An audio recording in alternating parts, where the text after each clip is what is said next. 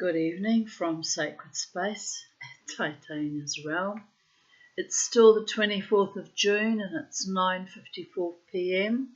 and I'm just popping in for a very quick video because I want to finish The Pool by W. Somerset Maugham. I was going to flow into the next story, but the next story is equally, possibly even longer than this one.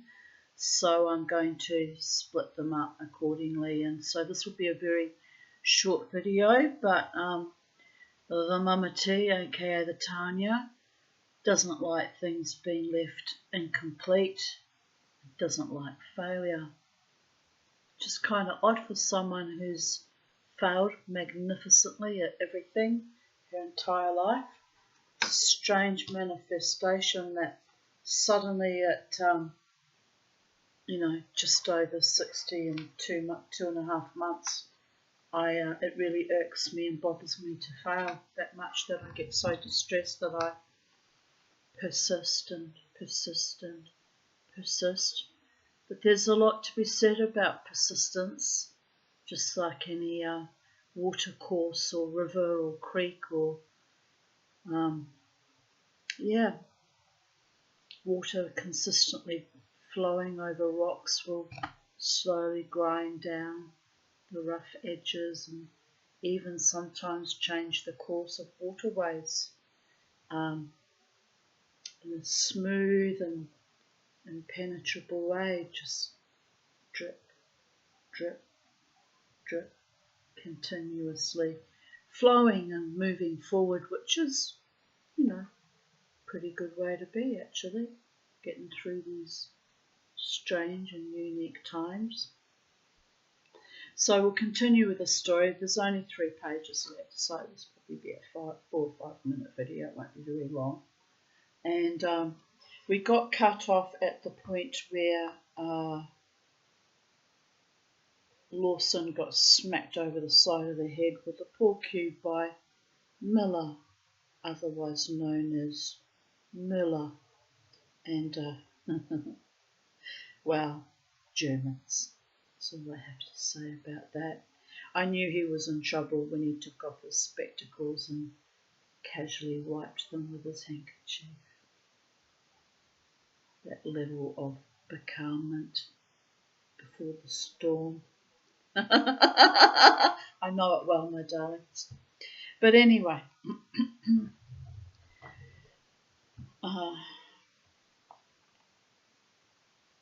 so we got cut off at the point where Maugham wrote, Lawson picked himself up.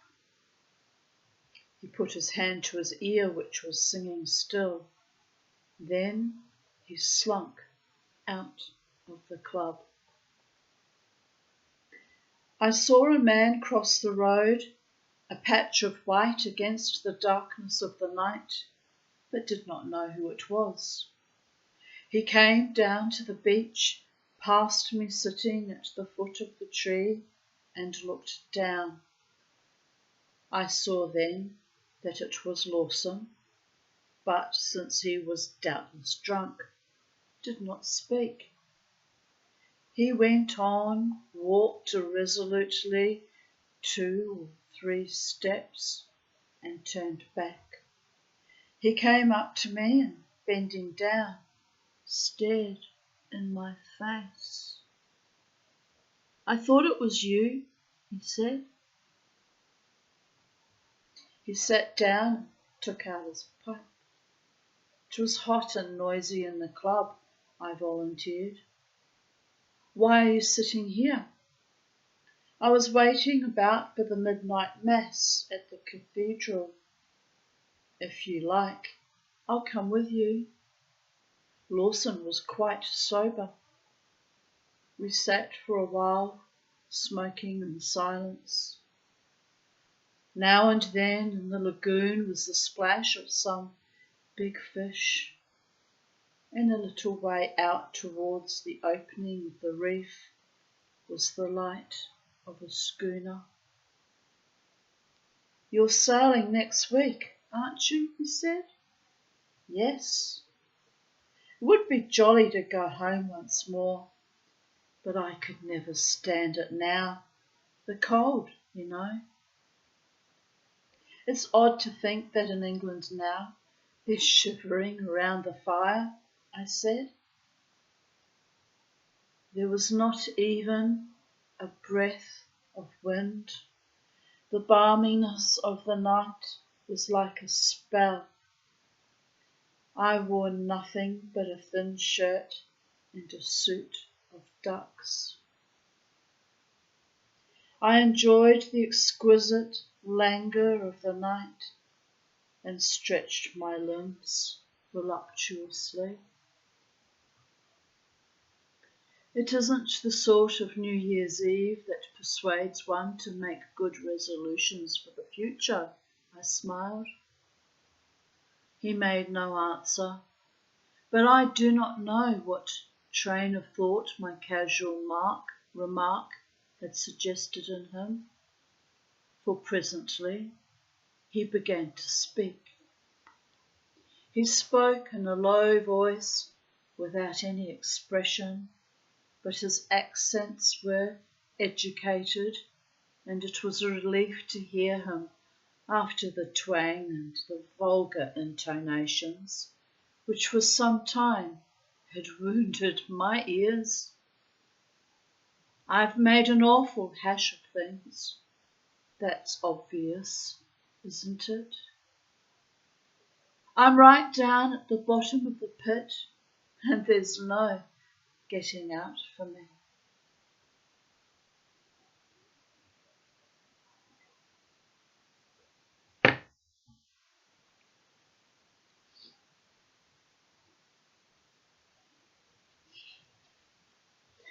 Black as the pit from pole to pole.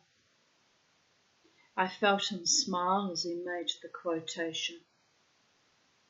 And the strange thing is that I don't see how I went wrong. I held my breath, for to me there is nothing more awe-inspiring than when a man discovers to you the nakedness of his soul.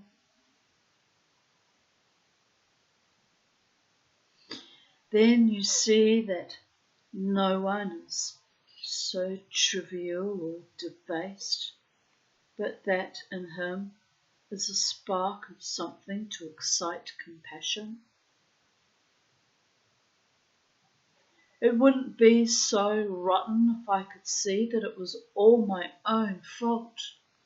It's true I drink, but I shouldn't have taken to that if things had gone differently. I wasn't really fond of liquor. I suppose I ought not to have married Ethel, but if I'd kept her, it would be all right. But I did love her so.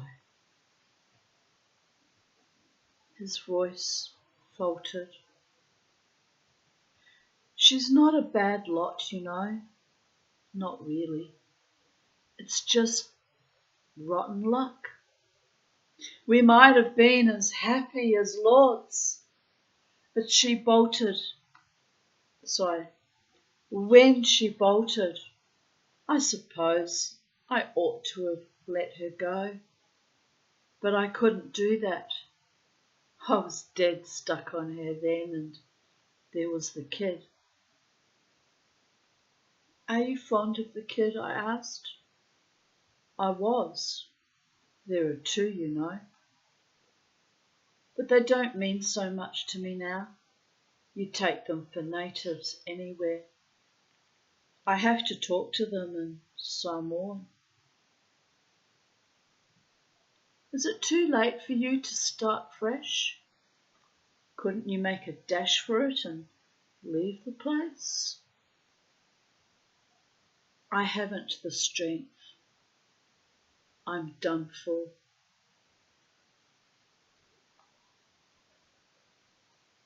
Are you still in love with your wife? Not now. Not now.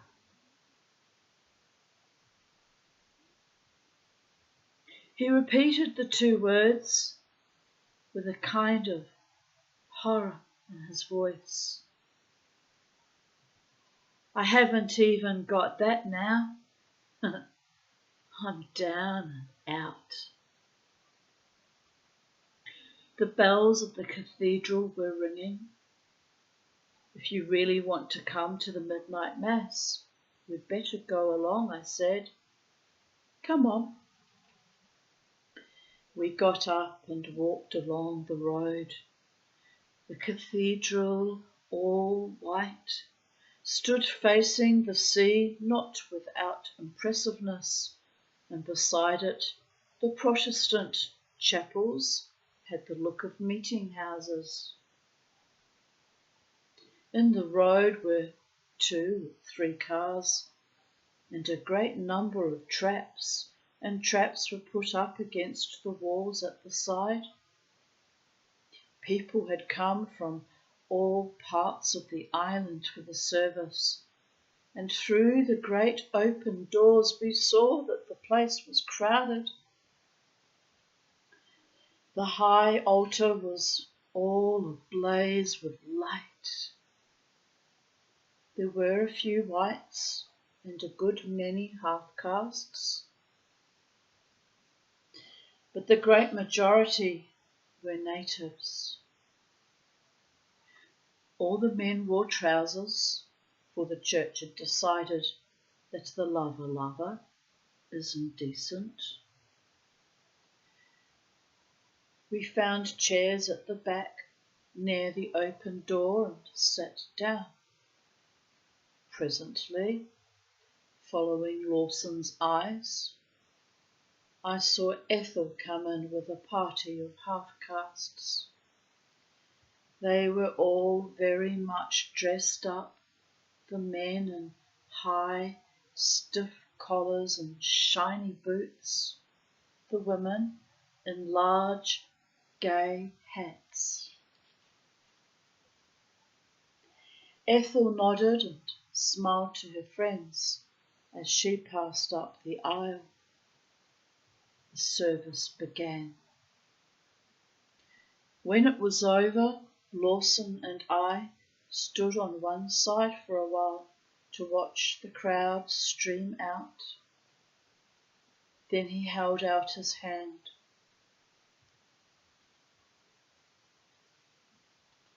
Good night, he said.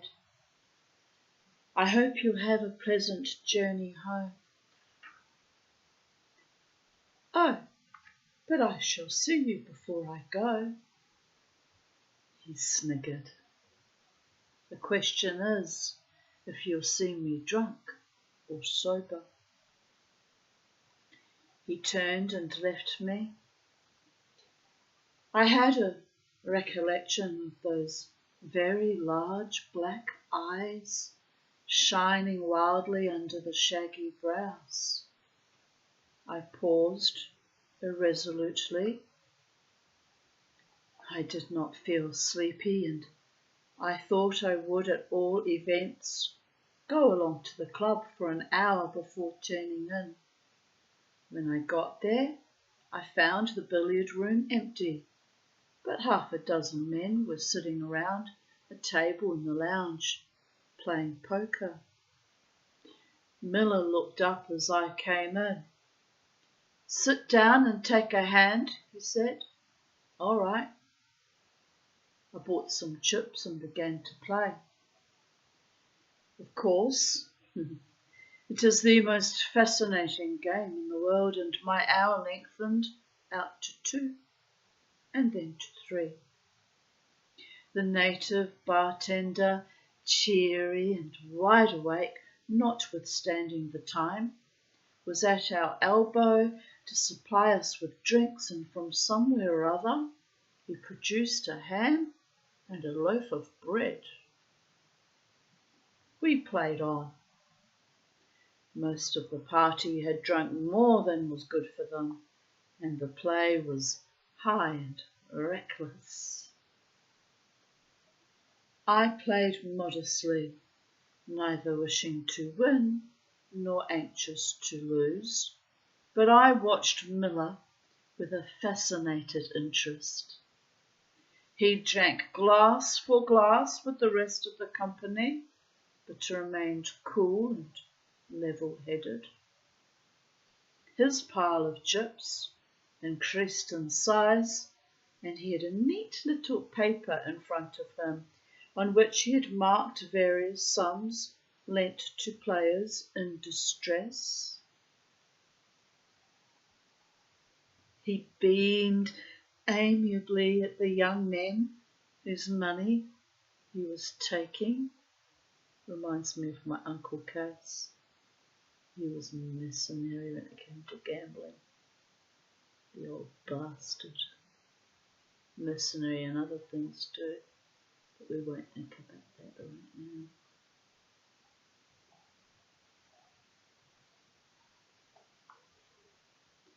He kept up interminably his stream of jest and anecdotes, but he never missed a draw. He never let an expression of the face pass him. At last, the dawn crept into the windows gently, with a sort of a deprecating shyness, as though it had no business there. And then it was day. "Well," said Mill, "I reckon we've seen the old year out in style. Now let's have a round of jackpots and me for my mosquito net. I'm 50, remember. I can't keep these late hours." Case used to always finish his Klaverjas game at exactly midnight, and he would tell his Dutch friends, his fellow gamblers, that he fleeced constantly for their money because they were gullible and trusting, thinking he was a fellow Dutchman, respectable and decent. Little did they know. He would say, "If I am not home to that German by 1 o'clock in the morning, she beats me. Here, have you seen my broken tooth?" She did break his tooth, because he was screwing around behind her back with my Auntie Beryl, who happened to be married. This is where I got my moral code from, growing up with maniacs, sexual predators, borderlines, narcissists, psychopaths, and other assorted vermin that we won't mention. But there were many, there were legion. And so anyway, his Dutch compadres would say, "Oh, don't be silly, Case, why would that German beat you and break your tooth?" So he showed them the broken tooth. She did indeed break. I wasn't there when she broke the tooth, but I got up in the morning to the enormous, very valuable crystal bowl sitting on the floor. I'd heard the screaming and yelling during the night, of course. "What's that lying on the floor for, Mum?" says I to her, 11 years old and already worldly wise. "Och, doch, Mensch," says my mother. "Och, doch, Mensch.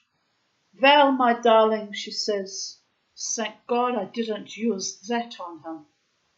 "Why, Mummy?" "If I'd hit him on the head with the crystal bowl, darling, I would have killed him. As it is, I broke his tooth."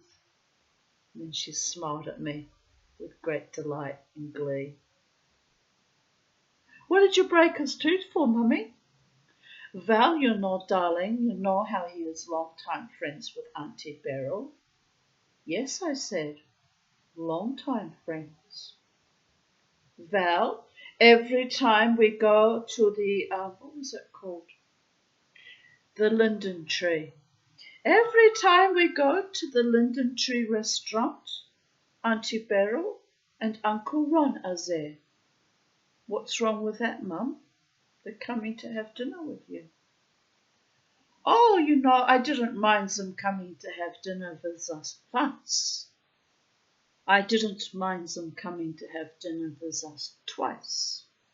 But every time we go out for this dinner, I finds them there. No, darling, she says. After that, I have enough. I can still laugh about it.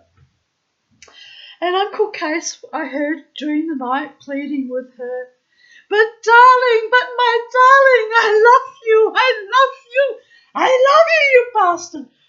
Bang! And this is why, I have problems with relationships to this day, because that was my childhood. Growing up with violence and philanderers and gamblers and pedophiles and cheats, probably whoremongers as well. I don't know too much about that side of things, but and then we had the the other very good friend later in my childhood when I was about 13, who was a dominatrix and German, Dutch border, and then the other good friend who was an inveterate nymphomaniac. Couldn't leave her alone in a room with a man for 5 minutes. Not a word would be spoken. She would just blink. And the man, I won't say his name, he's probably not alive anymore, but I still to this day don't want to shame and humiliate his wife, because she'd be devastated if she knew. She was a very nice woman, his wife. I liked her. He was a very nice man too. I liked him. Always laughing and smiling. Jolly person. Happy-go-lucky and very pleasant person. Catholic family they were. But a daughter is. Anyway, I mean, it's funny when you think about it. All these rigid social impositions we put on ourselves that mean nothing at the end of the day. But ugly though it was a bit ugly. I was 15. What are Auntie Ingrid and Bleak doing in the second living room, Mum? We had 2 living rooms. We had only. Mum had a living room dedicated to all her crystal and china, and the other living room was where the TV was and where Case had all his furniture and sat. It's all very odd. What are Auntie Ingrid and Uncle So-and-so doing in your living room, Mum? With the lardro, the crystal and the china. Don't go in there, Tanya. Why can't I go in there, Mum? There's nothing for you to see in there that we want you to see. What are they doing, Mum? They're not doing anything, they're just talking. They've been in there a while now, Mum. I'm going to go in. I walk over to the door. I'm going in, Mum, I'm going in. Stop right now! I was winding her up because I knew exactly, judging by the panting and the heaving, what was going on in there. So anyway, Auntie Ingrid and Uncle So-and-so, neither of them related to me by blood, you understand, come out. She's straightening up her dress and patting down her hair, and they're all sweaty and flushed. He looks at me and shoots me a look that passed for a modicum of embarrassment. I'm standing there, arms folded. What's going on in there? Never mind, we're just talking. Talking, I said. Is that what they call it these days? And off I went outside, laughing hysterically.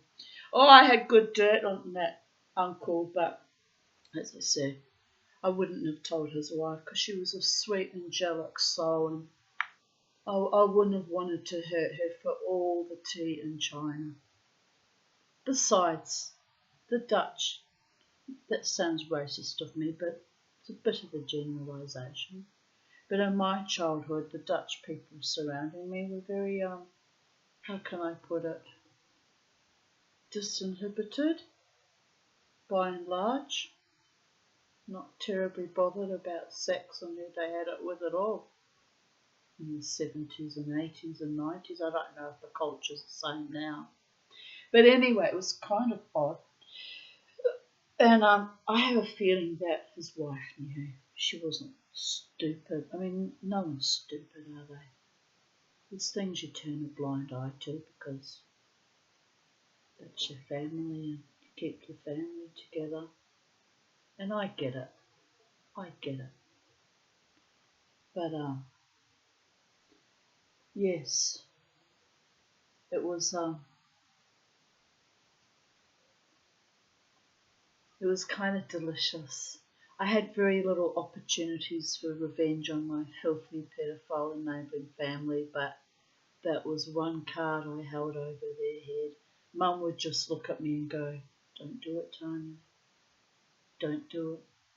That couple came to visit us when we lived here and when we migrated here to Brisbane, And when I migrated here, I was 23, and I think when they came, I was about 25 or 26. I was still married to that idiot I was married to. But anyway, as I said, I was very fond of that couple and that man. He was a very kind man to me. He wasn't a predator to me. He preferred women his own age, just saying, which is a good thing when you're a child. Very good, great relief. But anyway, he had a soft spot for me, that man and his wife, and they came out to visit us, and I remember it quite vividly. I had my children, of course, were small when we migrated here, very small. Jasmine was still a baby, 14 months old, still a toddler. So anyway, by then she must have been 3 or 4. Anyway, we arranged to go to Australia. Was it Australia Zoo or the actual zoo? I think it was the actual zoo. It's over somewhere on the north side. And we all went out, my mother and Case and this particular couple and my children, and they were a very loving Catholic family, loved all their children. That's why I wouldn't hurt them for all the gold and diamonds in the world, because they were a loving family. He was a shit, but they were a loving family. Some secrets are kept just for the sake of keeping families together that shouldn't really be together, because it's a lie they're living, it's a delusion, it's a deception. But as I said, some people like to live in those lies. Suits them. They're frightened of the alternative, which is being free and being honest and having authenticity, which I have, but I have no family. Sacrifices I had to make. But anyway, I would kind of look at them a bit sideways, and Mum would just look at me and be like, "Don't, Tanya." She knew. She could tell by the look in my eyes it would cross my mind. If they only knew the truth. But that was a secret I kept from them anyway. You're hearing about it, but I kept from them. Kept it to their grave. They never found that out from me anyway. So you'd be astonished with someone who loves to be a storyteller and tell wonderful stories and read wonderful stories. When it's really important and it really matters, I can keep secrets, and that's how I know, because that was one that used to itch at me like a fucking hair shirt. It was like being tortured. I'd just look at them. I nearly blurted out his name, but even Uncle So-and-so would look at me and give me a little wink, because he would know. He would see it, just the look in my eyes every now and then, and he'd nod and I'd nod. He knew, but he knew I kind of loved him and I wouldn't trash it, wouldn't trash his life for him that way. It's amazing, isn't it? The power of love. It's amazing how when love gets slaughtered by someone's cruelty and sadism, how all those protections suddenly just get blown to smithereens. And you know what? They deserve it. But ultimately it comes down to, I came in clean and clear, and I've got no interest in hurting anyone. Not really. Not the way they thought it was cool to hurt me. So on we go with the story, and this happiness and delight and knowing that it will all implode one day, but I wasn't the catalyst of that.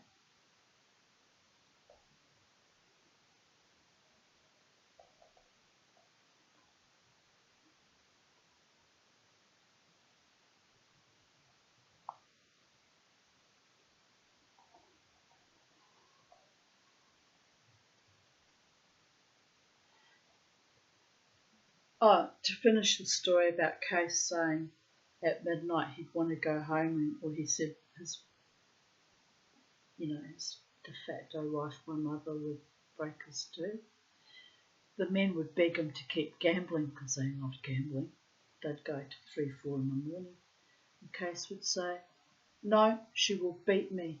And then when my mother confronted him on why he said such an outrageous lie, he said, "Well, darling, I count the cards, and after midnight I start to get tired, and so I can't count them as well, and then I start to lose, and I must never lose."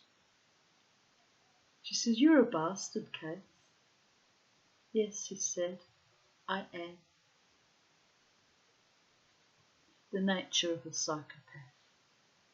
The leopard never changes its spots, by the way. I mean, you almost have to laugh. It's kind of not funny. So I got scapegoated again for someone else's delusions about me, not based on any reality, by the way. It's ridiculous, isn't it? But anyway, I'll think about if I'm going dancing on Saturday. My hair looks great, and feck 'em if they can't take a joke. And as I said, it's not to hurt anyone. I go dancing to dance for my own purposes, not interested in them being all bullshit. So there is that.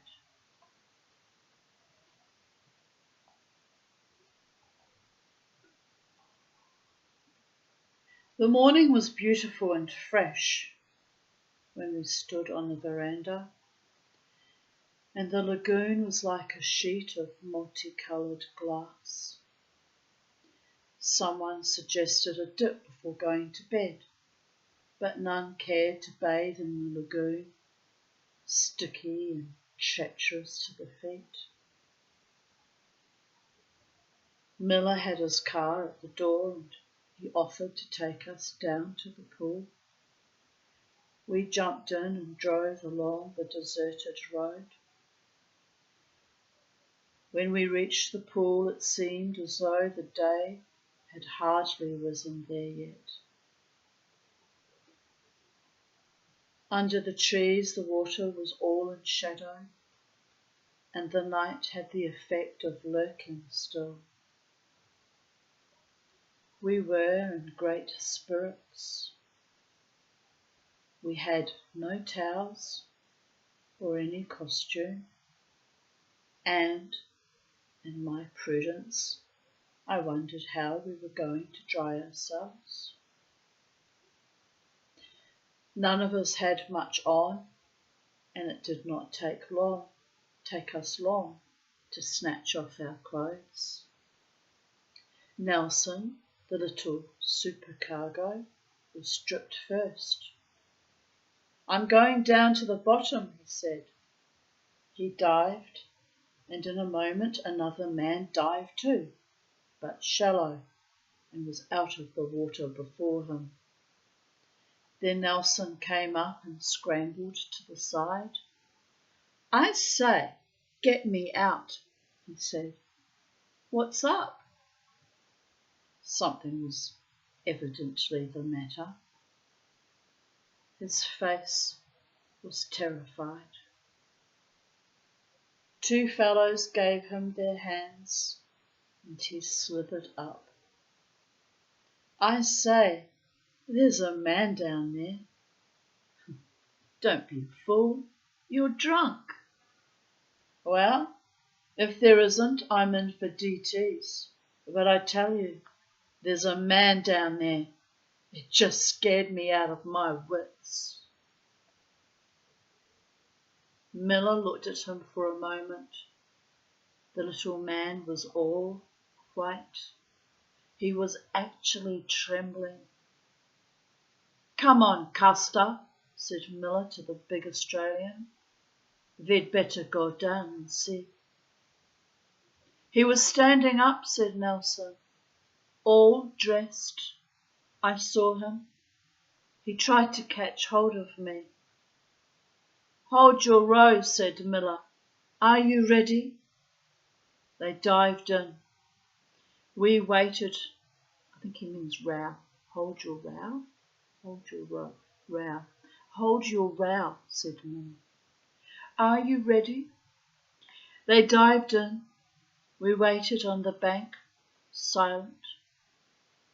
It really seemed as though they were underwater longer than any men could breathe. Then Custer came up, and immediately after him, red in the face, as though he were going to have a fit, Miller. They were pulling something behind them. Another man jumped in to help them, and the three together dragged their burden to the side. They shoved it up. Then we saw that it was Lawson, with a great stone tied up in his coat and bound to his feet. He was set on making a good job of it, said Miller, as he wiped the water from his short-sighted eyes. The end.